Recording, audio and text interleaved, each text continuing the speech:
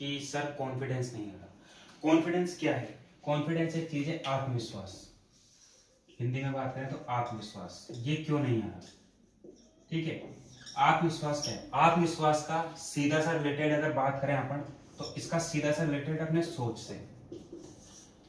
जैसे आप सोच रखेंगे वैसे ही आपके सब कुछ हो जाएगा।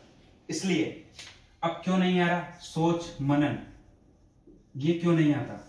ये इसलिए नहीं आता क्योंकि बहुत सारा आपके पास कंटेंट है, रिवीजन नहीं हो पा रहा है, सिलेबस पूरा कंप्लीट नहीं हुआ है, तो अभी आपके मन में एक डर सा पैदा हो रहा है। वो इसकी वजह से पैदा हो रहा है, आत्मविश्वास, कॉन्फिडेंस की वजह से।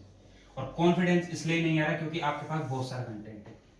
और ये एक ऐसी चीज है, ना तो इसको खरीद सकते हो, ना इसको आप इससे, अगर आपको 10 जने भी मोटिवेट करेंगे ना, फिर भी आप 10 मिनट के लिए मोटिवेट रहेंगे, लेकिन उससे भी कुछ नहीं होगा। फिर भी आपका अंदर आपको एक डर सा रहेगा। और वो डर क्यों रहता है? उसका रीजन ये है कि जब तक आपका मेन जो गोल है उस पर आप फोकस नहीं करेंगे, आपका जो मेन गोल जो होना चाहिए, हमारा मेन टारगेट एक ही होना चाहिए, नोट सेट।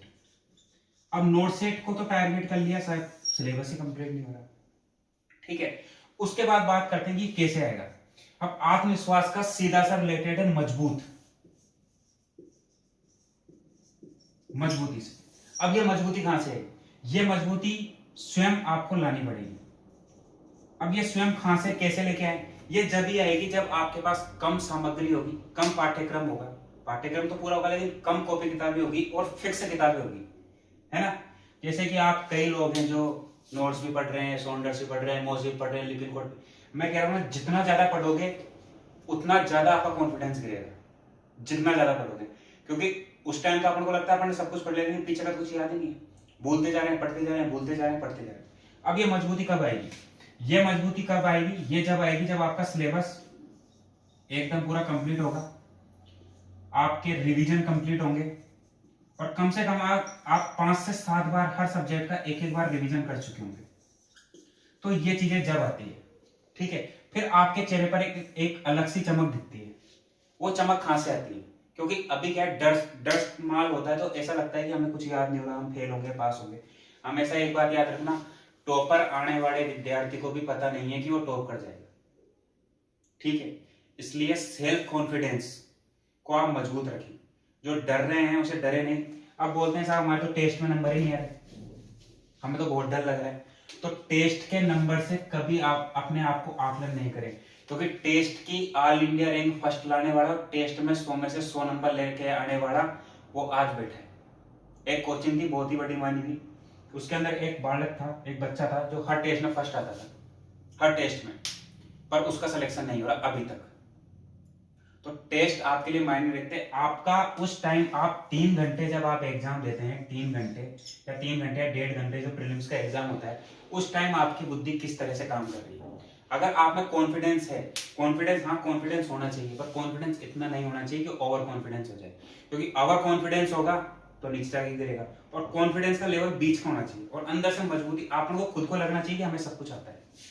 ठीक है, इसलिए मेरा कहना हमेशा यही रहा है कि जब भी आप बच्चे पढ़ाई करते हैं, अच्छे से मन लगा के तैयारी करें, और कम सामग्री रख के आराम से कोने में बैठ के और मन लगा के तैयारी करते रहें। क्योंकि कम पढ़ोगे, और एक यूट्यूब जैसा जो यूट्यूब पे जो माहौल बना हुआ है कि मैराथन क्लास, यूट्यूब से आप दूर रहें। ठीक है, एक चैनल पकड़ लो यूट्यूब का कोई सा भी। जैसे मेरे टाइम तो मैंने जिनोमिक का पकड़ा था, पंकज सर का, तो मैं यही सजेस्ट करता हूँ कि आप, तो पंकज सर है पीडियाट्रिक वाले, अब उन्होंने नई कोचिंग खोल ली है जीएनए नाम से, तो आप उनका चैनल फॉलो कर सकते हैं। क्योंकि वो एक ऐसे टीचर हैं जो आपको इतने कंसेप्ट तरीके से पढ़ाते हैं, और आपको हर तरीके की, उनकी जगह साइकेट्री की क्लास है 12 घंटे की, रिसर्च की क्लास है, ओबीजी की क्लास है, पीडिया की कई क्लास है। मैं तो कह रहा हूँ, मैं खुद कह रहा हूँ ना, मैंने उनकी क्लासें देख के भी, मेरा खुद का इंटरव्यू है जिनोमिक वाले चैनल पे, मैंने खूब उनकी क्लासें देखी है। तो एक ही चैनल पकड़ना है, ऐसे नहीं आज जिनोमिक देख ली, कल जेएनसी देख ली, परसों एसएनए देख ली। तो उससे क्या है ना कि जैसे जैसे टीचर बदलते हैं ना, तो वैसे वैसे अपना माइंड कोऑपरेट होना, काम करना बंद कर देता है। क्योंकि आप लोग कंसेप्ट जो चीजें होती है ना, एक टीचर समझ में आती है। तो हमेशा उस चीज को याद रखें। मैंने यही बताया कि आत्मविश्वास, सेल्फ कॉन्फिडेंस अपने आप में उस तरीके से रखें, क्योंकि जब तक आप पढ़ेंगे तो आप में कॉन्फिडेंस रहेगा। और रिवीजन जो महत्वपूर्ण चीज है, वो रिवीजन लगातार चलता रहना चाहिए। ठीक है, और मजबूती तरीके से तैयारी करते हैं तो आपका सिलेक्शन होने के चांस होते हैं। और ऐसे डर डर के रहेंगे कि हमारा होगा कि नहीं होगा, डर बिल्कुल नहीं रखें। और एग्जाम सेंटर पे जब भी एग्जाम देने जाते हैं तो आप बिल्कुल डर के मत जाना, क्योंकि डर के जाओगे तो पिछड़ जाओगे, क्योंकि जो डर गया वो आगे कभी बढ़ ही नहीं सकता। हमेशा अपने आप के अंदर मजबूत बनाए रखें, अपने आप कॉन्फिडेंस आएगा, आप पूरी पढ़ाई करते रहें। और जो भी अभी भी आप जो पढ़ रहे हैं 10 से 12 घंटे 15 घंटे उनमें रेगुलरिटी रखें, क्योंकि एक दिन तो 15 घंटे पढ़ लिया, एक दिन 10 घंटे पढ़ लिया, तो ऐसा कुछ नहीं चलने वाला। रेगुलरिटी रखें कि 10 घंटे पढ़ना है तो 10 से 12 घंटे डेली पढ़ना है, सुबह उठ के पढ़े, रात में पढ़े। और मैं तो एक ही बात कहता हूँ कि मिशन परिचारिका की किताब है, सॉन्डर्स की किताब है और अपने नोट्स है, इन 3 चीज के अलावा कोई सी भी चौथी चीज आपके पास नहीं होनी चाहिए। इसी बात के साथ धन्यवाद। कोई भी डाउट होता है तो आप मेरे को कांटेक्ट कर सकते हैं।